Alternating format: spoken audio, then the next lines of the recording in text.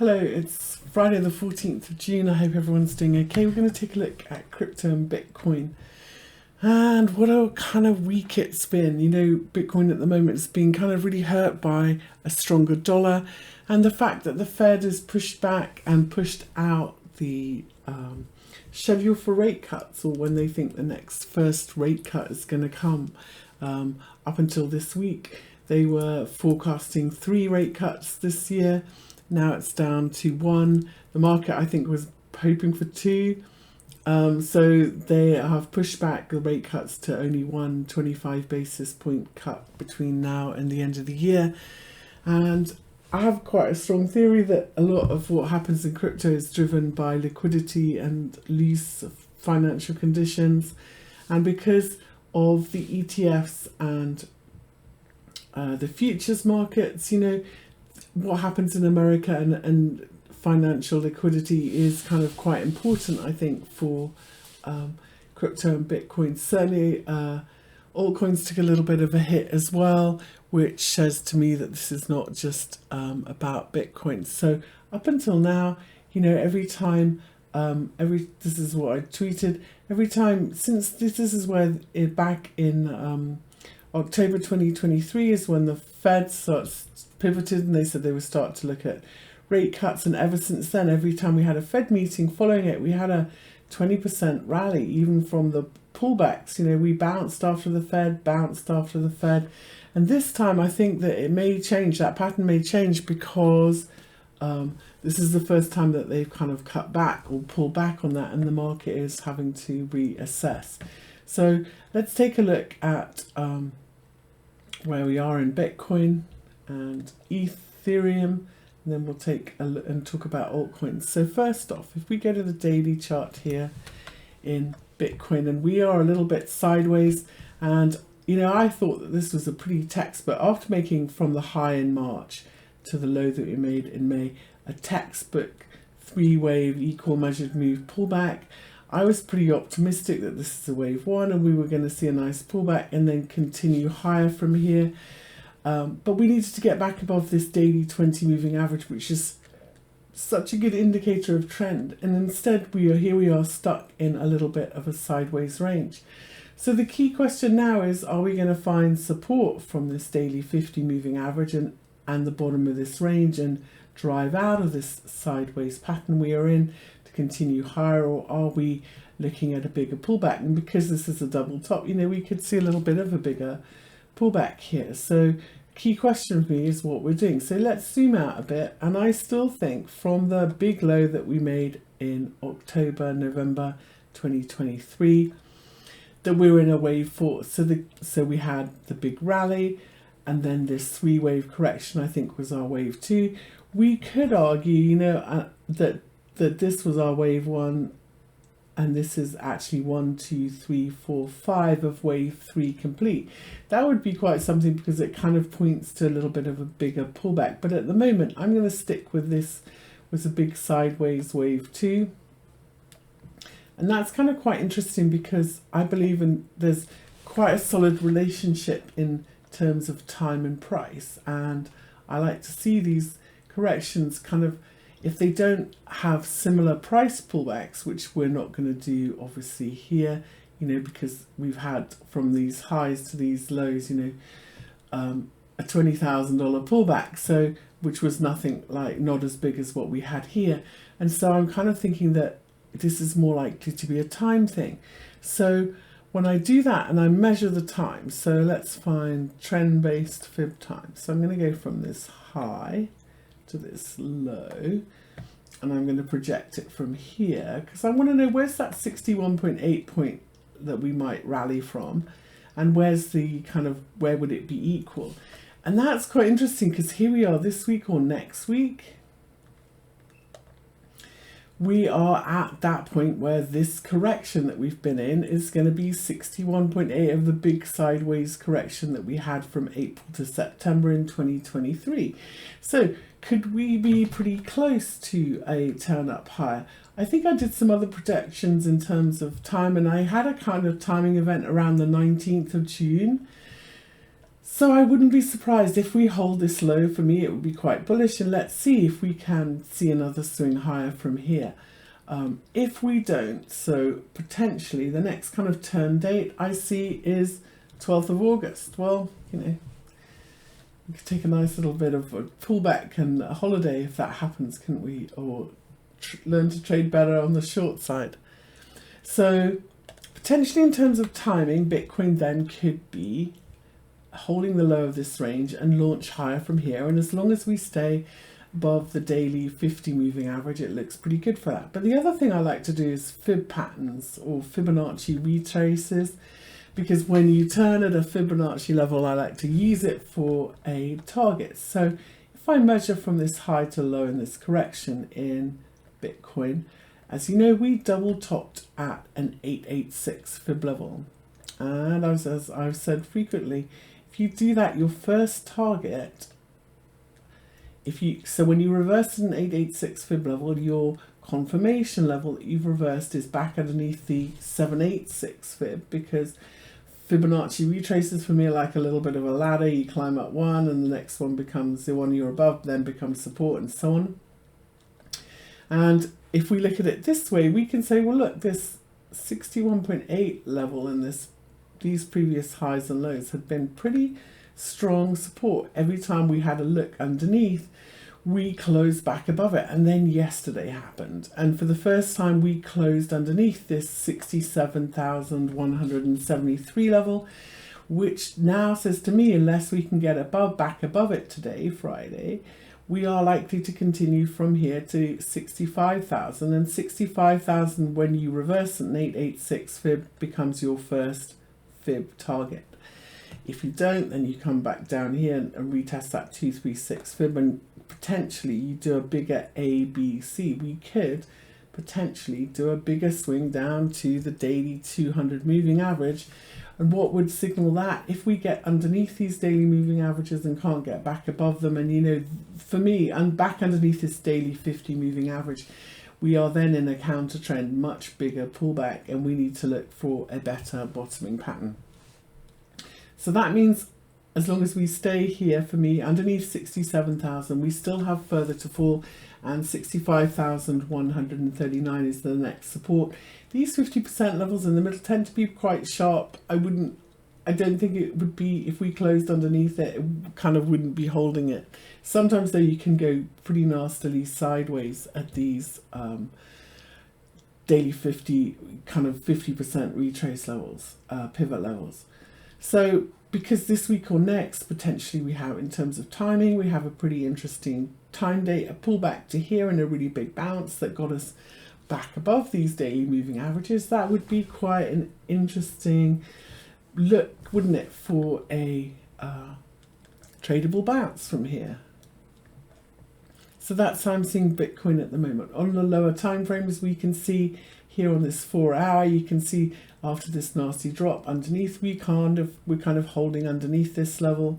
And so yeah, and another, if we get back above it, we're likely to see another big swing higher.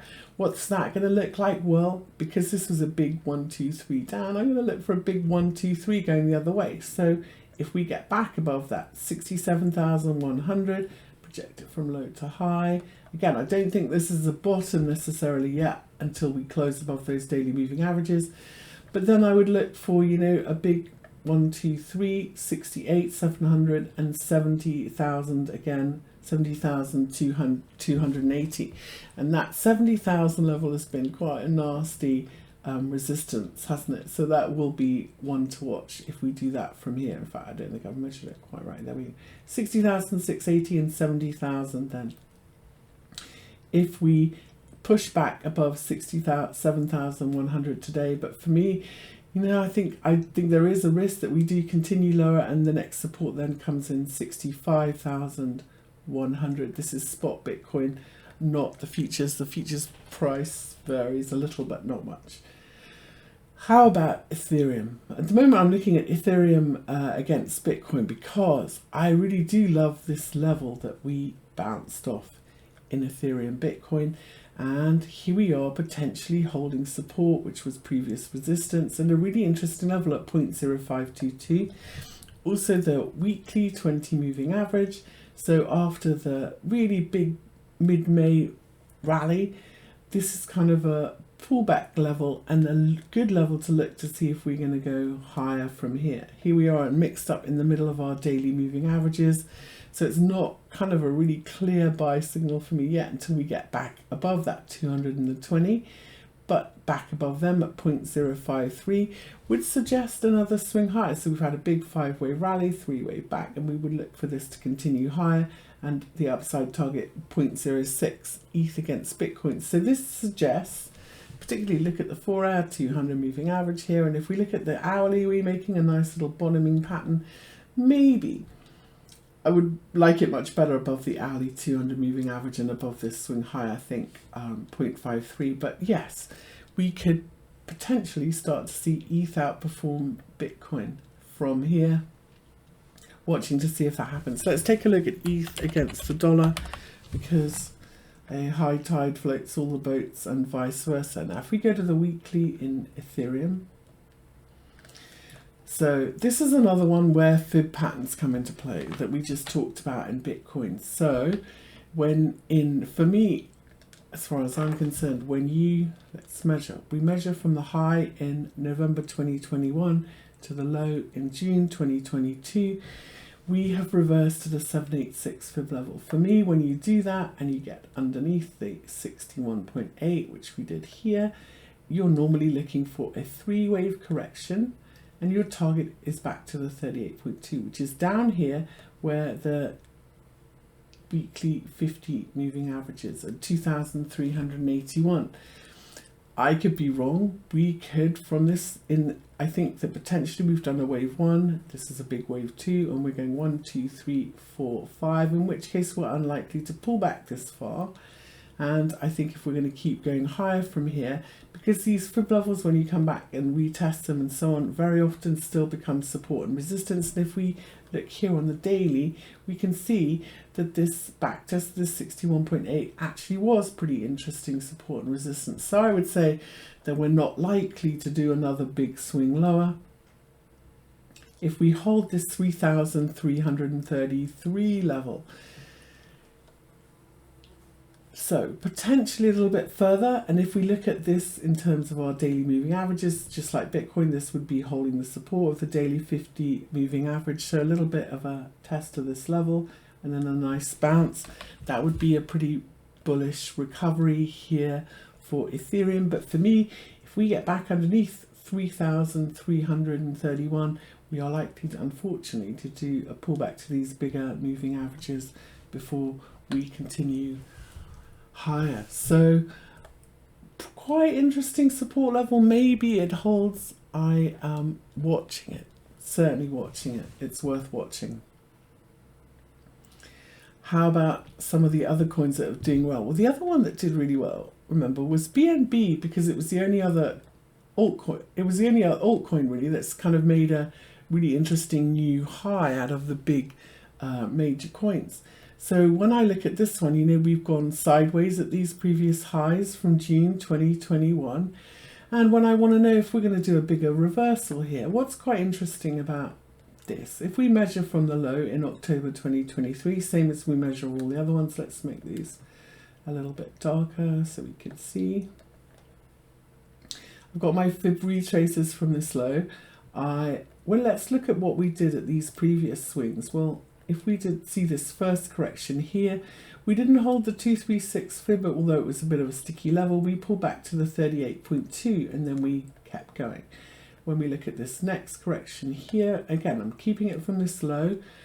We held this 236 fib pretty nicely. So this is a weekly chart, remember? And then if I pull it up here we are then testing that interesting support at 599, which is the 236 fib level from the low here in October 2023. A really pretty good level to bounce from. But we can also say that if we don't hold 599 and if we get underneath it and stuck underneath it, we're going to see a bigger pullback in BNB to 523, which has a lot of really nice confluence. It sees previous swing lows all the way back from the start of the year in February, March.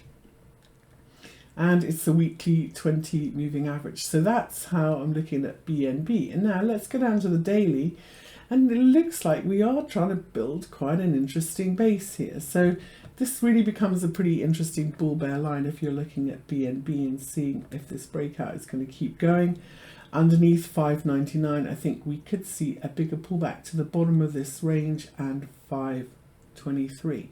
So what does a bullish reversal look like? For me, well, tell you what I like to see. So when we look at this low here that we made on Wednesday, I like to see us get above these hourly moving averages and pull back and find support from them. And I don't want to see an three-wave equal measured move, which is exactly what we got here. It's what I don't want to see. So this, and look, that was textbook equal measured move. So that wasn't bullish.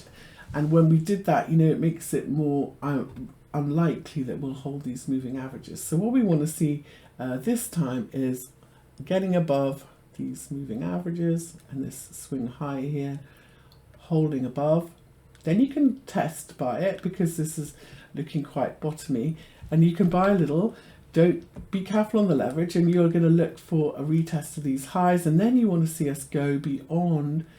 If this is just a bearish bounce, this again would be another equal measured move. By the time we get here, likely this hourly 200 moving average would catch up, and if we're going to fail and keep going lower, that would be where. But if we get above that, you know, you can hold on and keep going.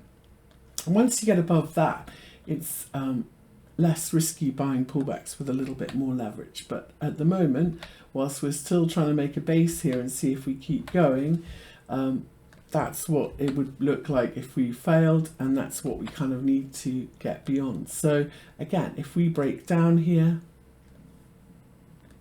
underneath that 599 level, I'm afraid is a breakdown, and 550 is going to be our downside target in BNB. And there's quite a few coins that have done pretty nicely that I'm looking at and wondering if they're going to keep going higher. My concern though comes from, let's take a look at the altcoin market. So if we look at the total 3 chart on,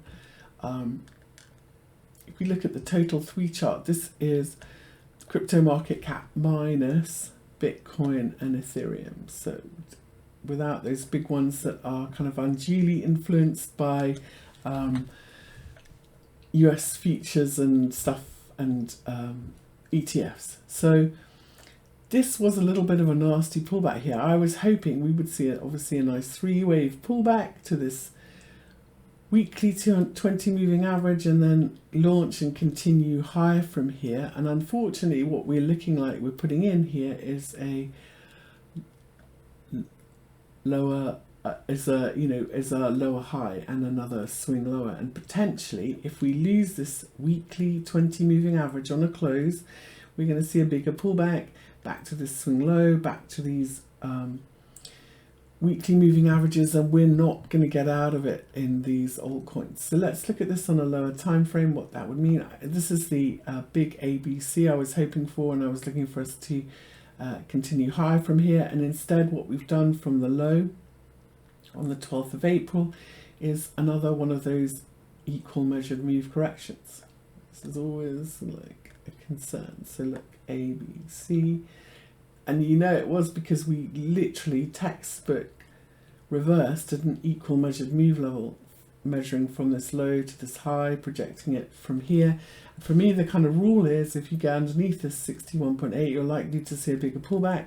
The first target when that pattern happens for me is a 786 retrace, which I don't think we've quite reached yet, and that's down here at the daily 200 moving average, so 593. So for me, I'm going to be a bit cautious with these altcoins, because I think 593 in this crypto total market cap is likely where we're to pull back to before we find support, and that would have more weight if this was kind of a 1, 2, 3, and this swing was 61.8 of this first swing. So let's measure if that also lines up with 593 from this 577. So I think in between 577 and 593 is where key support in this total 3 index comes in, and it is really important support because it's also this daily 200 moving average, which is pretty good support and resistance. And if we get underneath it, we are going to see a bigger pullback in altcoins back towards these swing lows and the equal measured move down here at 489. So I know that's not very happy, but that's where the support is, and we're not quite there yet. So be a little bit patient jumping into stuff. There are some other coins that have been doing, okay. Let's take a look, for example, at this. There are some bullish charts out there. This is not US dollar against US dollar tether.